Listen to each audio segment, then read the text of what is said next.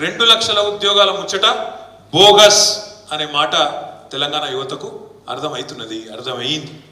ఇక మిగిలింది 3 నెలలు. మరి 3 నెలల 2 లక్షల ఉద్యోగాలు ఎడికెళ్ళాలి రేవంత్ రెడ్డి? అందుకే మన అసెంబ్లీలో కొత్త దందా చాలు చేసిండు. జాబ్ క్యాలెండర్ ఒకటి తీసిండు.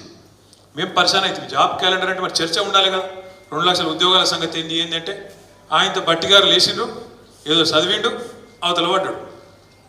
తర్వాత మేము చూసినాం ఏందా ఈ జాబ్ క్యాలెండర్ అంటే. ఇప్పుడు మీరు మైసూర్ బజ్జీ తిన్నారా ఎప్పుడైనా?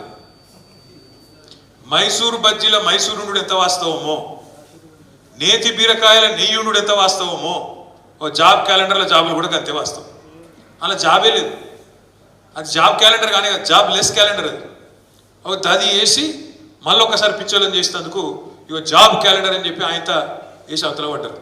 అందుకే ఇలా తెలంగాణ యువత ఒక్కొక్కరుగా తెలుసుకుంటున్నారు, అర్థం చేసుకుంటున్నారు.